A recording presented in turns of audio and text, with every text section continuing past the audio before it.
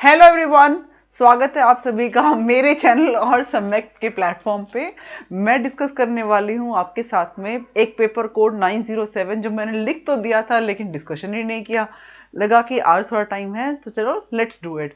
And then time to time it is also important to interact with you so that आपकी energy का level बना रहे, motivation बना रहे।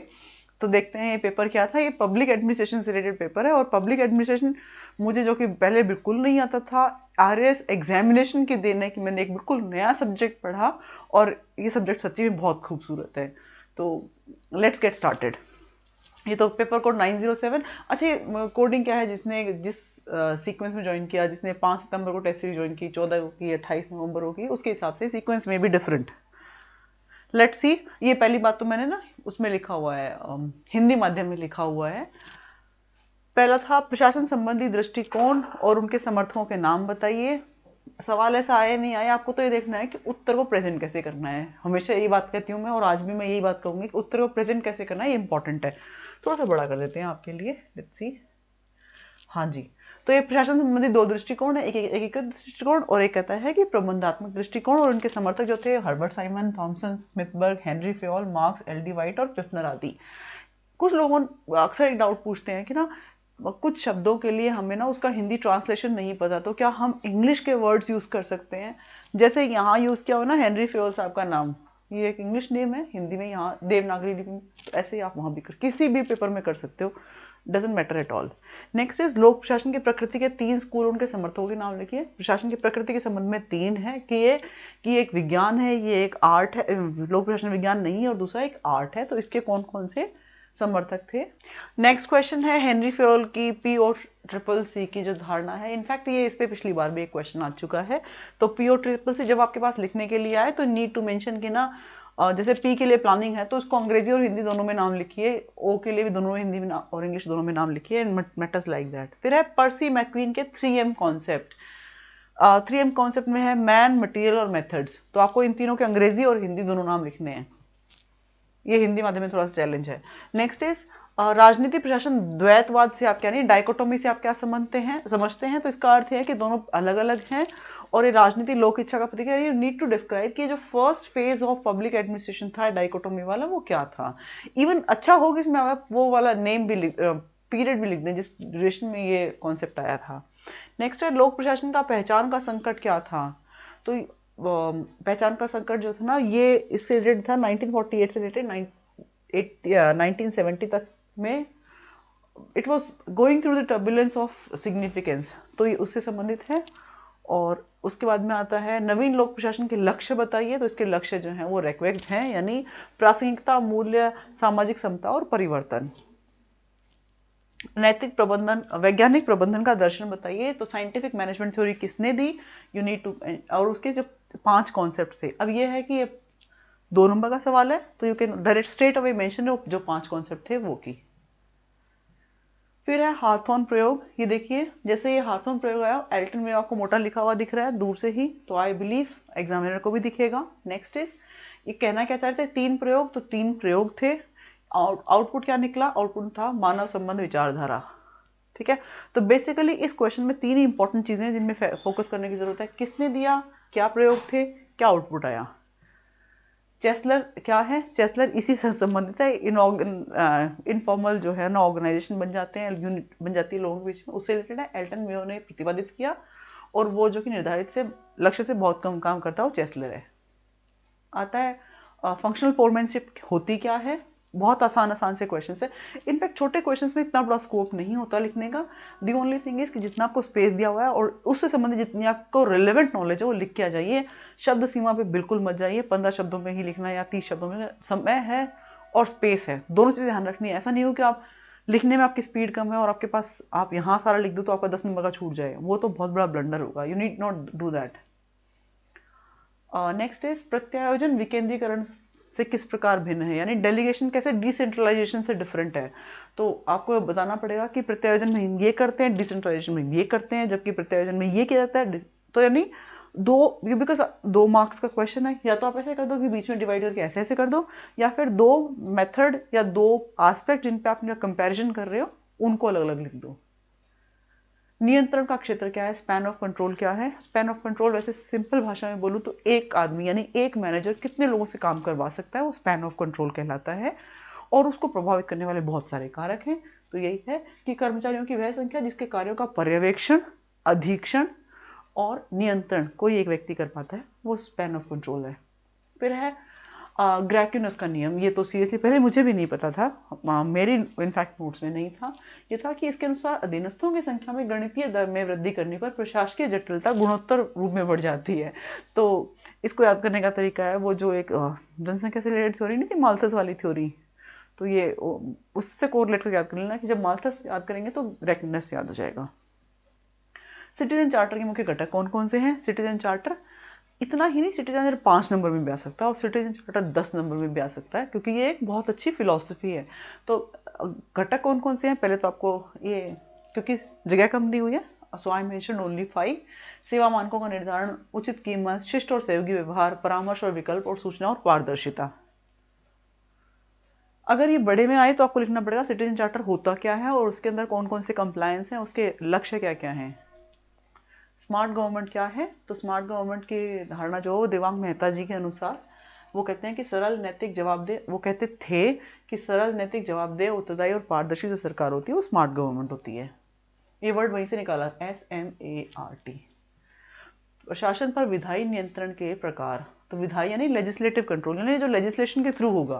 तो लेजिस्लेशन में क्या होगा, लेजिस्लेशन में जाएंगे तो कहेंगे प्रश्नकाल, शून्यकाल, फिर कहेंगे काम रोको प्रस्ताव और स्थगन प्रस्ताव, राष्ट्रपति भाषण के ऊपर वाद विवाद हो सकता है, फिर बजट पर बहस होगी, स्थायी जो समितियां होंगी उनके द्वारा भी कंट्रोल हो जाता है। फिर है राजस्थान में संभागीय व्यवस्था का प्रारंभ, प्रमुख एवं कुल संभाग। तो प्रारंभ कब हुआ, कुल संभाग कितने, इनके नाम कौन कौन से हैं। इनफैक्ट नवीनतम संभाग भी पूछा जा सकता है, कोई नई बात नहीं है। इनफैक्ट इंटरव्यू में तो खूब पूछा गया था ये। प्रशासन, विकास प्रशासन की 4 विशेषताएं बताइए। विकास प्रशासन यानी डेवलपमेंट एडमिनिस्ट्रेशन, ऐसा एडमिनिस्ट्रेशन जो डेवलपमेंट की ओर लेके जाए। तो इसकी क्या होगी, परिवर्तनशीलता, विकासवात्मक प्रकृति, आधुनिकीकरण और प्रशासनिक कुशलता। राजस्थान मानवाधिकार आयोग की स्थापना और संगठन बताइए। स्थापना इतनी तारीख को, संगठन में 1 अध्यक्ष और 4 सदस्य। यदि स्कोप हो, याद हो, तो 4 सदस्य कौन कौन से होते हैं उन चारों के आप नाम भी लिख सकते हैं। वैसे नाम नहीं, मतलब कौन कौन से सेक्शंस ऑफ सोसाइटी से आएंगे, किस किस को रिप्रेजेंट करेंगे, उनके नाम आप लिख सकते हैं।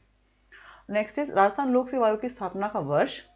देखिए क्या क्या पूछा गया है, वर्ष, संगठन, आयोग के अध्यक्ष और सदस्यों की नियुक्ति, प्राधिकार, उनके कार्यकाल। तो जितने एस्पेक्ट पूछे वो सब कवर करना है। स्थापना कब, संगठन, अध्यक्ष सहित 8 सदस्य, फिर आयोग के अध्यक्ष और सदस्यों की नियुक्ति। तो नियुक्ति प्राधिकारी कौन है, राज्यपाल महोदय, और कार्यकाल कब होगा, 6/62, विच एवर इज अर्लियर। तो या तो 6 साल रहेंगे, 62 ईयर्स अटेन करने तक रहेंगे, जो भी पहले मीट आउट हो जाएगा उसके बाद उनका कार्यकाल खत्म हो जाएगा। नेक्स्ट है तहसील का प्रमुख कौन होता है और इनकी नियुक्ति कौन करता है। तहसील का प्रमुख तहसीलदार होते हैं और इनकी नियुक्ति राजस्व मंडल के द्वारा की जाती है, यानी उनका अपॉइंटिंग अथॉरिटी जो है वो राजस्व मंडल अजमेर है। फिर है लेखा समिति, लोक लेखा समिति के कार्य बताइए। ये नहीं पूछा है कि लोक लेखा समिति है क्या, you need to know it. In fact जो सारी इंपॉर्टेंट समितियां हैं, लोक लेखा हो, प्राकलन हो, उनके आपको ये जरूर याद रखना चाहिए कि उसमें उसका कॉन्स्टिट्यूशन क्या है, उसमें कितने लोग मेंबर्स हैं, कौन से सेक्शन से, यानी कौन से लोकसभा से कितने हैं, राज्यसभा से कितने हैं, उनका उनको जो चेयर करेगा वो कौन होते हैं। सिविल सोसाइटी क्या है, सिविल सोसाइटी और in fact pressure groups, you should remember both of them. और इससे रिलेटेड एक ना पॉलिटिकल साइंस में मैंने एक पेपर लिखा था, उसमें मैंने बहुत डिटेल में समझाया था कि सिविल सोसाइटी और या प्रेशर ग्रुप्स क्या होते हैं, उनका क्या इम्पैक्ट रहता है पॉलिसी फॉर्मेशन पे, वो किस प्रकार से विचारधाराओं का निर्माण करते हैं और किस प्रकार से वो सेक्शन ऑफ सोसाइटी को रिप्रेजेंट करते हैं। तो ये जो इसमें सबसे अच्छा एग्जाम्पल है वो है अन्ना हजारे का इंडिया अगेंस्ट करप्शन मूवमेंट। लोक प्रशासन के अनुसार ये यहाँ से आए अच्छे सवाल। ये मैंने इसको छोटा इसलिए किया कि ताकि आप देख सकें कि उत्तर का फॉर्मेशन क्या है, जो मैं कहती हूँ ना ऑर्गेनाइज करना चाहिए। It is one example to organise. जैसे पूछा था कि विकास के विभिन्न चरण स्पष्ट कीजिए, ये बहुत कॉमनली आस्क्ड क्वेश्चन है और हर बार पूछे जाने की संभावनाएं रहती हैं।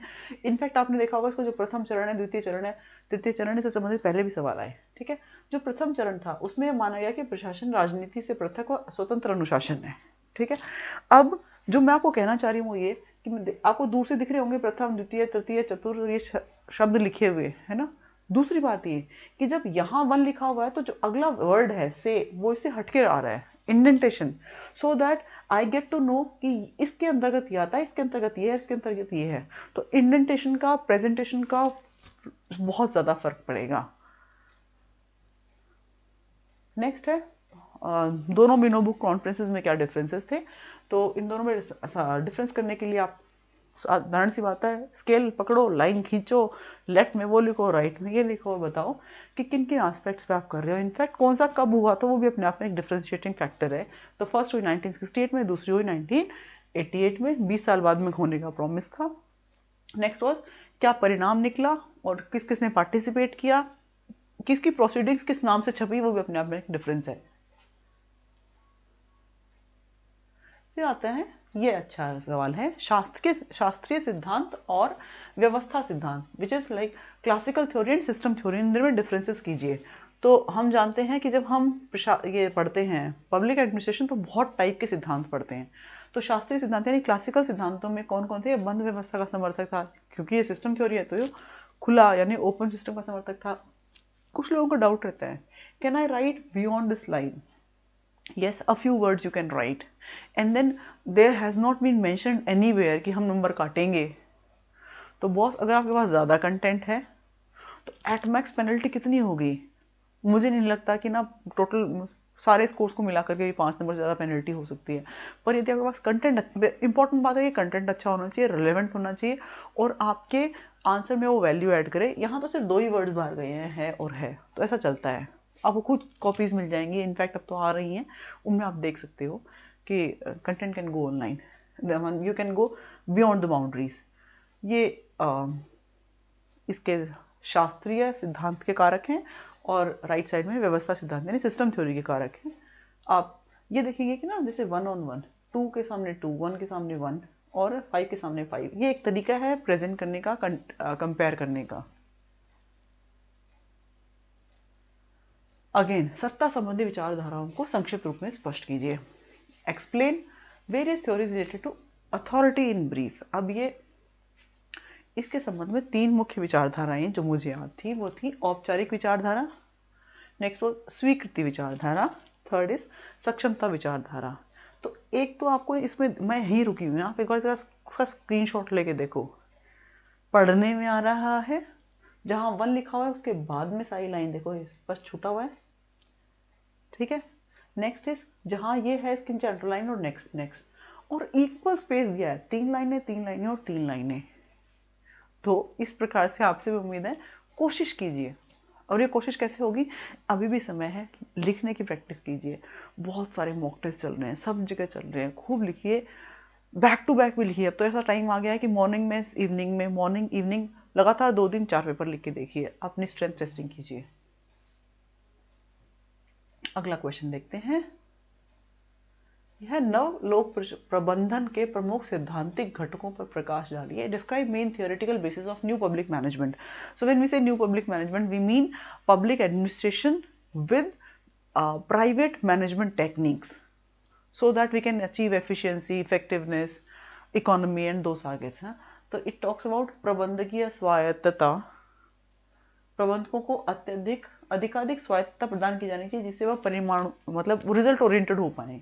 नेक्स्ट इज कार्य निष्पादन के मानक, तो यानी आपको स्टैंडर्ड्स पहले ही डिफाइन करने हैं कि इस स्टैंडर्ड का ये वाला कार्य किया जाना है। नेक्स्ट इज संगठनों की छटाई, यानी उन जो संगठन काम नहीं कर रहे हैं, संगठन में सोपान पे छोटे बड़े ऊपर नीचे जहां भी, मतलब ऐसा नहीं हो कि आदमी सिस्टम में आ जाए सोचा कि बस मैं तो यार ना फूफा या दामाजी बन गया हूँ, nobody can push me out of the system. Those who don't work, those who are not willing to work should be thrown out of the system. फिर ये प्रतिस्पर्धा, प्रशासन में प्रतिस्पर्धा को अधिकाधिक बढ़ावा दिया जाना चाहिए, बिकॉज अगर कंपटीशन ही नहीं होगा तो एक्सेल करने की यानी एक्सीलेंस लाने की आप में क्षमताएं ही नहीं होंगी, आप उसकी तरफ अचीव ही नहीं करोगे, काम ही नहीं करोगे। तो इट्स लाइक अगर आपको प्राइवेट के रूल्स अपनाने हैं पब्लिक एडमिनिस्ट्रेशन में तो ये कुछ उसके थियोरेटिकल बेसिस हैं। Then comes good governance. ये एक अच्छा एस्पेक्ट है। गुड गवर्नेंस पे सेकंड ARC ने भी कहा, गुड गवर्नेंस जब कमिटीज बनती रहती हैं वो सब गुड गवर्नेंस की बातें करती हैं, और इनफैक्ट गुड गवर्नेंस में बहुत सारा काम भी हुआ है। We have come a long way since good governance, जब इन प्रिंसिपल अपनाए जाने की बात हुई थी। लेट्स सी क्या चल रहा है यहाँ। गुड गवर्नेंस शासन की वह आदर्शतम स्थिति जिसमें पारदर्शिता, सहभागिता, संवेदनशीलता, जन कल्याण निहित होता है। वह शब्द आधुनिक समय में उसको गुड गवर्नेंस कहते हैं। और यह शब्द पहली बार कब कॉइन किया गया था? विश्व बैंक की रिपोर्ट 1992 में भी कॉइन किया गया था। इसकी प्रमुख विशेषताएं क्या क्या हैं? तो जो देखिएगा, जब प्रमुख विशेषताएं लिखी तो 1 2 3 4 5 में यही हैं। कुछ लोग क्या करते हैं, इन वन यहाँ लिखा, फिर जैसे यहाँ खत्म हुआ यहाँ पे 2 शुरू कर दिया, यहाँ बीच में 3 शुरू कर दिया, यहाँ 4, तो पता ही नहीं चलता एग्जामिनर को इसने 5 पॉइंट लिखे हैं। So this is something not to be done. अच्छा, ये अगेन बॉक्सेस में कवर करने का कि भेदभाव, पूर्वाग्रह सबको छोड़ना है, लागत प्रभावी बनाना है, पारदर्शी बनाना है, एंड स्टफ लाइक दैट। अब आता है कंपनी अधिनियम में निगमित सामाजिक उत्तरदायित्व, यानी कॉर्पोरेट सोशल रिस्पॉन्सिबिलिटी की बात कर रहे हैं। तो जब कॉर्पोरेट सोशल रिस्पॉन्सिबिलिटी की बात होगी तो एक तो सोसाइटी होगी, एक एनवायरमेंट होगा और एक इंडस्ट्री होगी।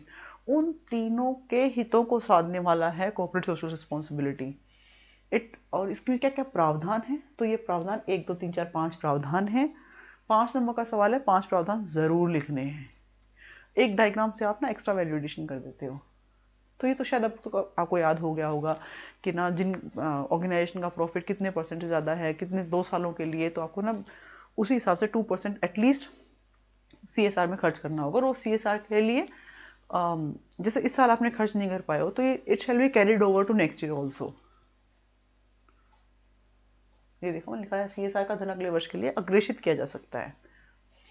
Let's see next, public private partnership model की प्रमुख आलोचनाएं बताइए। ओहो, मतलब हमेशा पॉजिटिव एस्पेक्ट्स पूछे जाते हैं, but you should be able to जज something on the negative aspects also. तो ये इसकी क्या क्या आलोचनाएं हैं? इनफैक्ट ये काफ़ी हद तक बहुत सारे एस्पेक्ट में फेल भी हुआ है, बहुत सारे मॉडल्स में भी। तो ये उसकी आलोचनाएं हैं। एक तो ये सरकारी और निजी दोनों क्षेत्रों में सहयोग का थोड़ा सा अभाव रहता है। दूसरा, ठेका प्रणाली में न्यूनतम दर जब दी जाएगी तो क्वालिटी ऑफ कोर्स प्रभावित होगी, कार्य गुणवत्ता।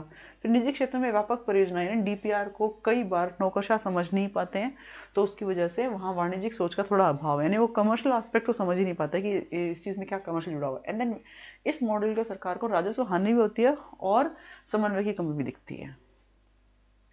नेक्स्ट कम्स अधिनियम, राजस्थान जन सुनवाई का अधिकार अधिनियम को संक्षेप में बताइए। ये specifically it has been mentioned in the syllabus, so there is a strong probability for this to come in your examination. ये है क्या? इसको लागू किया गया था अगस्त 2012 में। इट टॉक्स अबाउट जनता की समस्याओं का नियत समय समाधान, जन सुनवाई का अधिकार। मैं बोलूँ तो कोई तो सुने। तो अब जब इसकी बात करेंगे आप, तो आपको 181 पोर्टल, 181 फोन नंबर जरूर लिखना है, राशन संपर्क पोर्टल जरूर लिखना है। मैंने यहाँ नहीं लिखा है, पर आपको, that's why I have come for a discussion, you have to mention कि राजस्थान सरकार ने जन संपर्क पोर्टल लॉन्च कर रखा है, और कोई भी व्यक्ति अपने फ़ोन से 181 नंबर पे फ़ोन करके अपनी शिकायतों को रजिस्टर कर सकता है। और इनफैक्ट जब आप रजिस्टर करवाते हो उसके बाद में फॉलोअप कॉल भी आती है कि क्या आपकी बात सुनी गई थी, क्या वो टाइम पे एड्रेस हो गई थी। तो ये फीडबैक मैकेनिज्म बहुत अच्छी है। कोविड काल में तो इसने बहुत हेल्प की थी लोगों की। फिर है अनुशासनात्मक कार्यवाही भी होती है इसके अंतर्गत। तो जब मैं ये लिख रही हूँ कि राइट टू हियरिंग एक्ट, तो देखिए मैंने कितने एस्पेक्ट्स कवर किए। अधिनियम लागू कब हुआ, क्या उद्देश्य है, क्या विशेषताएं हैं, और विशेषताओं के बाद में अनुशासनात्मक कार्यवाही भी। तो भाई 5 नंबर का सवाल था, मैंने 4 एस्पेक्ट कवर किए हैं और उसमें विशेषताएं बहुत डिटेल में समझाई हैं। तो this fetches good marks. Next comes citizen charter Bharat में अभी शिशु अवस्था में है, इसके विकास हेतु क्या सुझाव देना चाहेंगे। सो this is actually a personalised और सब्जेक्टिव क्वेश्चन कि आप क्या सुझाव देना चाहेंगे। ये कुछ सुझाव थे जो मुझे लगा कि शायद रिलेवेंट हो सकते हैं। आपको पहले बताना है सिटीजन चार्टर है क्या, उसका कहाँ कहाँ इम्प्लीमेंटेशन दिखता है, और फिर इसके लिए सुझाव दो। देखो मैं सुझाव यहाँ लिखने के मेरे पास स्पेस नहीं था, आई थॉट यहाँ हाफ लाइन बची हुई है, यही सुझाव लिख देती हूँ। इसको मैंने ब्लैक से मोटे से लिख दिया, तो अब क्या है इट फैचेस योर अटेंशन कि हाँ इसके बाद में जो कुछ आ रहा है वो सुझाव आ रहे हैं, और ये 5 इसके लिए सुझाव लिखे हुए हैं। सुझावों को आप डिटेल में पढ़ सकते हो कि क्या सिविल सोसाइटी की भूमिका, प्रचार प्रसार किया जाए, वैधानिक रूप दिया जाए, प्रोत्साहन किया जाए और समीक्षा की जाए। तो बेसिकली अगर आप इन सेंटेंसेस को नहीं पढ़ना चाहते हो तो वह आप इनसे इनको पढ़ लोगे तो भी आपको समझ में आ जाएगा एग्जामिनर को कि ना क्या कहना चाह रहा है aspirant. Next come name the events that have contributed in the rise of new public administration, यानी न्यू पब्लिक एडमिनिस्ट्रेशन राइज हुआ क्यों हुआ। तो ये उसके कुछ एस्पेक्ट्स है। हनी प्रतिवेदन यानी हनी रिपोर्ट आई थी उसकी वजह से, और फिर एक लोक प्रशासन के संबंध व्यवहार संबंधी 1967 में एक सम्मेलन हो गया था उसकी वजह से। फ्रैंक मैरिनी ने बुक डाल दी थी, उसने भी लोगों को बहुत थॉट प्रोवोकिंग थी। फर्स्ट मीनोगो कॉन्फ्रेंस हो गई थी, उसमें भी यंगस्टर्स ने पार्टिसिपेट किया और कहा कि we need more into public administration, that's why NPA had come into existence. फिर ड्वाइट वॉल्डो ने भी किताब लिख दी, वो था public administration in the time of turbulence, यानी उथल पुथल के काल में लोक प्रशासन। तो ये सब चीज़ें बहुत इंपॉर्टेंट रोल प्ले किया एनपीए के लिए। इनफैक्ट इसी क्वेश्चन को अगर आप लिखना चाहो तो आप बॉक्स बना के लिख देते हो कि वाई एनपीए, और उसके लिए ना वो फ्लो चार्ट जैसा डायग्राम बना सकते हो, that will actually fetch good marks. Then comes Henry Fayol और फ्रेडरिक टेलर की तुलना कीजिए। इनका कंपैरिजन जो है ना, दो व्यक्तियों का कंपैरिजन आप कभी भी ना लाइन खींच के इधर और इधर नहीं करना चाहिए। So when you are comparing Henry Fayol and Frederick Taylor, जब आप इन दोनों को कंपेयर करेंगे तो आप बताएंगे कि इन दोनों के विचारधाराओं शास्त्रीय थी, फिर भी कुछ समानताएं थी, कुछ असमानताएं थी। जो समानताएं थी वो 1 2 3 4, जो असमानताएं थी वो 1 2 3। मैं पॉजिटिव लाइन पे ही ज़्यादा हूँ, मैंने 4 समानताएं बताई हैं और 3 असमानताएं बताई हैं, but still I have tried to compare these two people इस एस्पेक्ट पे कि दोनों एक जैसे भी थे, दोनों में कुछ चेंजेस भी थे। एक जैसे कहाँ थे, दोनों ही विचारक आर्थिक तत्वों से प्रभावित थे, संगठनात्मक उत्पादन में वृद्धि के समर्थक थे।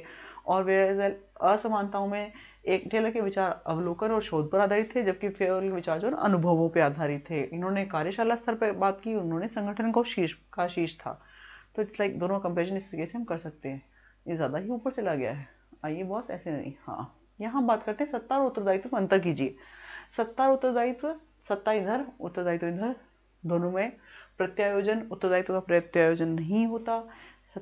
सत्ता जो है उच्च अधिकारियों से संबंधित एक संकल्पना है, जबकि उत्तरदायित्व जब एक सुपीरियर अथॉरिटी अपने सबऑर्डिनेट अथॉरिटीज को कोई काम करने के लिए कहता है तो वो डेलीगेशन है, तो वो दैट इज उत्तरदायित्व से संबंधित।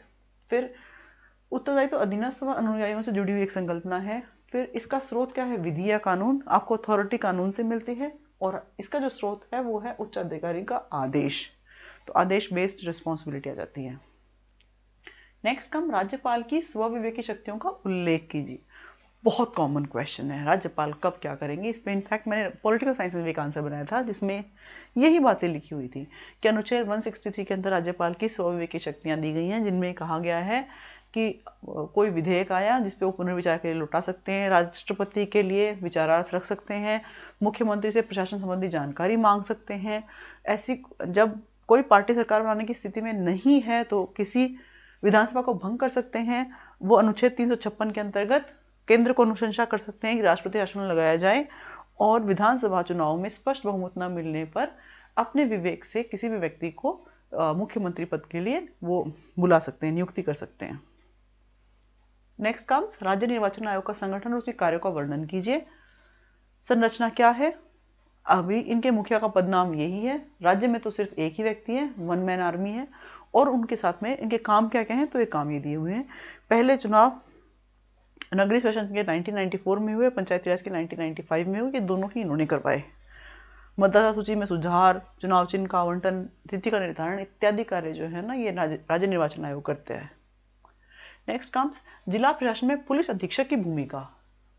तो पुलिस अधीक्षक की भूमिका बीच में लिखा, और फिर जो भी भूमिका मुझे याद आ रही थी 1 2 3 4 5 6 7 वो सब लिख दिए। कई सारे काम करते हैं, इनफैक्ट ये तो it is not limited to these. Police का और प्रशासन का सच्ची में बहुत सारा काम है। पुलिस फोर्स पर नियंत्रण, पर्यवेक्षण, निर्देशन, आमजन में शासन और व्यवस्था के प्रति विश्वास की बहाली, स्वतंत्र और निष्पक्ष चुनाव करवाने में चुनाव आयोग का सहयोग करना, कांस्टेबल और हेड कांस्टेबल की नियुक्ति करना, ट्रांसफर्स करवाना, बहुत सारे कार्य हैं। फिर कम्स बड़े वाले सवाल। इन बड़े वाले सवालों में देखते हैं परिवर्तन प्रबंधन की अवधारणा को स्पष्ट कीजिए। परिवर्तनों के प्रतिरोध के कारण और निवारण की चर्चा कीजिए। Change management. चेंज पहली बात तो आपको बताना पड़ेगा कि चेंज होता क्या है। तो सबसे पहले बताइए कि परिवर्तन का प्रबंधन होता क्या है, करने की आवश्यकता क्यों पड़ती है। परिवर्तन का प्रबंधन का एक सुनियोजित प्रक्रिया है। फॉर एग्जाम्पल, मान लीजिए कि सरकार की कोई कंपनी है और सरकार का कोई ऑर्गेनाइजेशन है, उसको वो प्राइवेटाइजेशन करने जा रही है। जैसे कि हमारे सारे डिस्कॉम्स प्राइवेट हो गए, BSNL प्राइवेट हो गया। अच्छा, ये प्राइवेट किया इसलिए जाता है ताकि वो जो बहुत बड़े घाटे में चल रही थी, थोड़ी सी उसकी शायद प्राइवेट मैनेजमेंट आएगा तो प्रॉफिट मेकिंग बन सकेंगे या एटलीस्ट वायबल बन पाएंगे। जब ऐसा चेंज होता है तो उसके लिए बहुत रेजिस्टेंस आती है। तो पहले तो ये बताना होता है कि आपको कि चेंज का बताइए कि इसकी अवधारणा को स्पष्ट करना, तो चेंज मैनेजमेंट क्या है, फिर इसके उद्देश्य क्या है, क्यों करते हैं हम। तो क्यों करने के लिए संगठन के समग्र उत्पादन में यानी टोटल प्रोडक्शन में या उसके निष्पादन में यानी टोटल सर्विसेज में हमें इंप्रूवमेंट करना हो। नेक्स्ट है संगठन के बाहरी पर्यावरण से अनुकूलन सुनिश्चित करना, यानी बाहर तो टेक्नोलॉजी बहुत चेंज हो गई है और अभी भी उसी डर पे काम कर रहे हैं, यानी टेलीग्राफ अभी भी चल रहा हो जबकि व्हाट्सएप का ज़माना आ गया है, तो which is not relevant, so you need to obsolete, यानी उसको खत्म करना होगा, चेंज करना होगा, अपडेट करना होगा। नेक्स्ट इज संगठन की संरचना और कर्मचारियों के बीच सामंजस्य स्थापित करना होता है। नेक्स्ट, बदलती हुई परिस्थितियों के संदर्भ में नवीन तकनीकी को अपनाना होगा और कर्मचारियों में अनुकूलन क्षमता को स्थापित करना। ये कुछ उद्देश्य होते हैं जिनके लिए हम चेंज मैनेजमेंट करते हैं। अब चेंज का प्रतिरोध लोग क्यों करते हैं, ये उसके कुछ कारण लिखे हुए हैं। एक्चुअली चेंज किसी को पसंद नहीं होता, लेकिन परिवर्तन ही शाश्वत नियम है, मानना ही पड़ेगा। तो ये इनके कुछ कारण है और बहुत ही स्वाभाविक कारण है। यदि आप कभी आपने एक टॉपिक नहीं पढ़ा हो और फिर भी अगर आप बैठ के सोचोगे ना, तो आपको ये सब समझ में आ जाएगा। कर्मचारियों द्वारा संभावित आर्थिक हानि, उनको लगता है कि हमारी जॉब चली जाएगी, हो सकता है हमारी सैलरी कम हो जाए। इवन जब कंप्यूटर आए थे, लोग कहते थे कि 20 आदमियों का काम एक कंप्यूटर करेगा तो 20 आदमियों की नौकरी चली जाएगी। तो इसी टाइप की चीज़ें हैं। नेक्स्ट है प्रतिरोध का निवारण कैसे करें। लोग रेजिस्ट करते हैं, लेकिन उसका निवारण एक एडमिनिस्ट्रेटर को ही करना है। कैसे करना है भाई, उनको ट्रेनिंग दो, उनको समझाओ, विश्वास में लाओ, पायलट प्रोजेक्ट करो। पूरा आमूलचूल परिवर्तन एक ही साथ मत करो, किसी एक सेक्शन में करो, उस सेक्शन की सक्सेस स्टोरी को दूसरों से शेयर करके फिर धीरे धीरे सब में चेंज करो। आमूलचूल परिवर्तन जो है ना, वो अक्सर सफल नहीं होते हैं। तो वो सब भी लिखे हुए हैं कि प्रतिरोध का निवारण किस प्रकार से किया जा सकता है। एकाएक की अपेक्षा क्रमिक परिवर्तन किए जाएं, कर्मचारी संगठनों से विचार विमर्श किया जाए, उनको नेतृत्व सुनिश्चित किया जाए, उनको ट्रेनिंग दी जाए, प्रशिक्षण दिया जाए।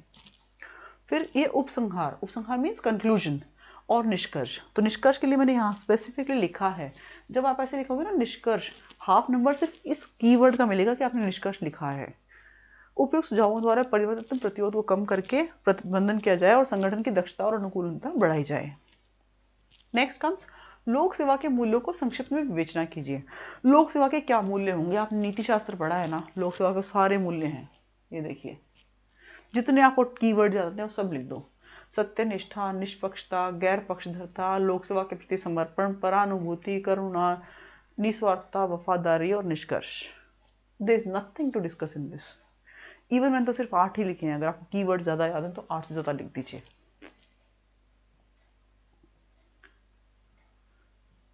नेक्स्ट, व्यवहारवादी उपागम का आलोचनात्मक परीक्षण कीजिए, यानी बिहेवियरल अप्रोच जो है उसका आलोचनात्मक परीक्षण, यानी आपको पॉजिटिव नेगेटिव दोनों बताने हैं। पहली बात तो ये कि व्यवहारवादी उपागम है क्या, किसने दिया, इसके चिंतक थे चेस्टर बर्नार्ड, साइमन मैस्लो इत्यादि। इसकी विशेषताएं क्या क्या हैं और सिद्धांत की आलोचना करनी है, वही आलोचनात्मक विवेचना करनी है। तो ये तो इसकी विशेषताएं हो गई। और इसके सिद्धांत की आलोचना में कहते हैं कि यह अत्यधिक खर्चीला और समय साध्य प्रविधि है। और जब देखिए मेरे पास में जगह कम थी तो मैंने इस 1 को तो यहीं शुरू कर दिया, लेकिन आई मेड इट श्योर कि 2, 3, 4 मैं यहाँ लिखूँ ताकि एग्जामिनर को दिखे कि 4 पॉइंट हैं टोटल। फिर ये इसके बारे में इनकी आलोचना की हुई है। और इस सिद्धांत का कुछ विशिष्ट स्थान है, बिकॉज आपको समीक्षा करनी है तो पॉजिटिव भी बताने पड़ेंगे। तो इस सिद्धांत का विशिष्ट स्थान किस संदर्भ में है, और देखिए निष्कर्ष लिखा है। निष्कर्षतः कह सकते हैं कि व्यावहारिक उपागम ने लोक प्रशासन में 3 चीजें दी, अभिप्रेरणा, निर्णय, संचार आदि नए आयाम को स्थापित किया है। सो विद दिस मैं इसको ना छोटा करके दिखाती हूँ आपको, आप समझ में आएगा कि आपको मैं कहना क्या चाह रही हूँ। मैं यहाँ कहना ये चाह रही हूँ कि पूछा है critically discuss behavioural approach, so you need to mention what is behavioural approach, then its specialities, फिर इसकी आलोचना, और फिर इसके आलोचना की है तो इसका पॉजिटिव भी तो कुछ बताइए, तो इसका विशेष स्थान क्यों है, या आप इसकी ये बता दीजिए कि इस सिद्धांत के महत्वपूर्ण बिंदु या कुछ और फिर इसका conclusion. Let's see the next question. It talks about विकास प्रशासन पर एक लेख लिखिए। विकास प्रशासन मतलब एक ऐसा एडमिनिस्ट्रेशन मेथड जिससे डेवलपमेंट हो, यानी आपको डेवलपमेंट का एडमिनिस्ट्रेशन करना है, एडमिनिस्ट्रेशन का डेवलपमेंट नहीं है, ये डेवलपमेंट का एडमिनिस्ट्रेशन करना है। तो होगा क्या, इसका तात्पर्य है कि विकासात्मक प्रशासनिक तंत्र, इसमें योजनाबद्ध तरीके से परिणामात्मक और गुणात्मक परिवर्तन लाने का प्रयास किया जाता है, रिजल्ट ओरिएंटेड और क्वालिटी ओरिएंटेड काम किया जाएगा। अब ये देखिए मैंने क्या लिखा है, इसके आयाम क्या क्या हैं, 3 आयाम हैं, मानवीय, सामाजिक और आर्थिक कल्याण। इसकी प्रकृति क्या है, यह विकासमान है, परिवर्तनशील है, प्रजातांत्रिक है, परिमाण उन्मुखी है, प्रतिबद्ध और समयकालिक है। All of these are keywords, all of these are adjectives, ये सारे के सारे विशेषण हैं। मैं अक्सर कहती हूँ अधिक से अधिक विशेषण याद कीजिए, कम से कम क्रियाओं को याद कीजिए, कम से कम सेंटेंसेस याद कीजिए। यदि आपको ये 4-5 कीवर्ड भी याद है और नीचे वाले नहीं आता, तो इनको भी आप इलेबोरेट करके लिख देंगे तो आपका आंसर अच्छा बन जाएगा। लेट्स कम इसकी विशेषताएं क्या क्या हैं। और लेकिन देखिए, जब विशेषताएं इतनी सारी लिख दी तो आपको कुछ सीमाएं भी लिखनी चाहिए, क्योंकि इस पर एक लेख लिखना है। देखिए क्या लिखा है, विकास प्रशासन पे एक लेख लिखिए। तो ये इतनी सारी विशेषताओं के बाद आप मेंशन कीजिए कि इसकी सीमाएं भी कुछ हैं, और सीमाएं मैंने सिर्फ 3 लिखी हैं, क्योंकि मैंने इसकी विशेषताएं पूरे 5-6 लिखी हैं। फिर बताइएगा कि इसका निष्कर्ष ये है कि चाहे कितनी सीमाओं हो, सीमाओं को ठीक करने का काम करेंगे, लेकिन हम लोगों का डेवलपमेंट जारी रखेंगे। तो इसका कंक्लूजन मैंने लिखा, विकास प्रशासन एक नवीन संकल्पना है जो गुड गवर्नेंस के लक्ष्य प्राप्ति में सहायक है। इसकी कमियों को दूर करके मजबूत और व्यावहारिक बनाया जाना चाहिए। तो आई होप आप एक पेज का समायोजन कैसे करना है इसको यहाँ देख पाते हैं। मोस्ट ऑफ द टाइम्स मैंने कोशिश की कि बाहर ना निकले, लेकिन निकलता है तो 1-2 शब्दों से कोई दिक्कत नहीं है। अगला क्वेश्चन है, राज्य सचिवालय के संगठन को स्पष्ट करते हुए इसकी भूमिका की विवेचना कीजिए। राज्य सचिवालय पे अक्सर क्वेश्चन आता है, मुख्य सचिव पे क्वेश्चन आ चुका है, इस बार सचिवालय पे आया है। इसके 2 ढांचे हैं, एक्चुअली पैरेलल चलते हैं, प्रशासनिक ढांचा और राजनीतिक ढांचा। अच्छा तो ये होता कि मैं इनको पैरेलल लगाती और कहती कि ना मुख्यमंत्री महोदय के साथ में मुख्य सचिव काम करते हैं, कैबिनेट मंत्रियों के साथ में अतिरिक्त मुख्य सचिव या प्रमुख सचिव काम करते हैं, राज्य मंत्रियों को भी शासन सचिव हेल्प करने के लिए, कोऑर्डिनेट करने के लिए होते हैं, और संसदीय सचिव। इस प्रकार से ये इसका प्रशासनिक और राजनीतिक ढांचा है, दे गो पैरेलल हैंड इन हैंड, क्योंकि दोनों को ही लोगों का कल्याण के काम करने हैं। इसका ढांचा ये रहा। सचिवालय की भूमिका, ये देखिए पूछा है संगठन को स्पष्ट कीजिए, तो संगठन तो ये रहा, और भूमिका को स्पष्ट करना तो इसकी भूमिका ये रही। अब भूमिका 10 नंबर का सवाल था, मैंने 8 भूमिकाएं बताई हैं। बेसिकली भूमिका मतलब क्या काम करता है, सचिवालय क्या क्या काम करता है, वो सारे काम यहाँ लिखे हुए हैं। याद रखिएगा, सचिवालय जो काम करता है ना, वो ही कहीं ना कहीं मुख्य सचिव से जुड़े हुए हैं। इसके अलावा मुख्य सचिव का काम है कोऑर्डिनेट करना, सेंटर को, राज्य को सेंट्रल लेवल पर रिप्रेजेंट करना, बहुत सारी मीटिंग्स में पार्टिसिपेट करना, वो एक्स्ट्रा काम है। लेकिन ये सारे काम भी एक तरीके से सीएस के सुपरविजन में हो रहे होते हैं। तो यदि आप इनको भी याद कर लोगे तो सीएस के काम भी आपको याद हो जाएंगे। ये आखिरी क्वेश्चन है इस पेपर का। लोक प्रशासन के अर्थ को स्पष्ट करते हुए इसकी प्रकृति की विवेचना कीजिए। लोक प्रशासन की प्रकृति हमने शुरुआत में पढ़ी थी, 2 प्रकार के विचारधाराएं, वैसा ही कुछ है। तो पहले तो आपको अर्थ स्पष्ट करना है कि लैटिन भाषा के शब्द एडमिनिस्ट्रेशन से लिया गया, इसमें एडमिनिस्टर से बना है। एड का मतलब क्या, मिनिस्टर का मतलब क्या। और फिर वुड्रो विल्सन की, यानी आप अपनी डेफिनेशन मत दीजिए please, you need to mention कोई एक बड़े साहित्यकार, विचारक की ना डेफिनेशन। तो वुड्रो विल्सन के अनुसार लोक प्रशासन की एक आप डेफिनेशन लिख दीजिए। फिर यहाँ बताइए इसका अर्थ स्पष्ट करने के लिए और ज्यादा कि प्रशासन सुधार आंदोलन, राज्य सरकार के कार्य क्षेत्र में वृद्धि, जटिलता, विज्ञान तकनीकी विकास, बढ़ते औद्योगिकरण के वातावरण में लोक प्रशासन का महत्व बढ़ता चला जा रहा है। किसी विषय के प्रकृति के संबंध में 2 बातें आती हैं कि क्या यह विज्ञान है या कला है। तो क्या यह विज्ञान है, उसके संदर्भ में तर्क, लोक प्रशासन एक कला है, उसके संदर्भ में तर्क, और ये इसका लास्ट में मैंने निष्कर्ष लिखा। अतः उपयुक्त विवेचन से स्पष्ट है कि लोक प्रशासन की प्रकृति को लेकर 2 स्कूल हैं, 2 विचारधाराएं हैं, दोनों के अपने अपने तर्क हैं। किसी एक पक्ष को छोड़ना इसकी प्रकृति को आधा समझने जैसा है। क्यों? क्योंकि ये विज्ञान है, क्योंकि इसके अंदर बहुत सारी रिसर्च भी हुई है, बहुत सारे हमने देखा था ना कि 3 डिफरेंट एक्सपेरिमेंट्स भी हुए। लेकिन ये कला भी है, क्यों? क्योंकि वस्तुनिष्ठ है। दूसरी बात ये, जितना आप अभ्यास करोगे उतने ज्यादा आप अच्छे प्रशासक बनोगे, तो ये इसलिए कला भी है। So with this I come to the conclusion of discussion of this paper. I hope आपसे इसको मतलब इस डिस्कशन से आपको ये तो समझ में आया होगा कि आंसर्स को प्रेजेंट कैसे करना है, और कोई अलग टाइप क्वेश्चन आ जाए तो उसमें अपने विवेक का इस्तेमाल करके किस प्रकार से आप आंसर्स को फ्रेम कर सकते हो। तैयारी को जारी रखिए, मैं कुछ और पेपर के डिस्कशंस भी आपके साथ लेके आऊंगी। All the best.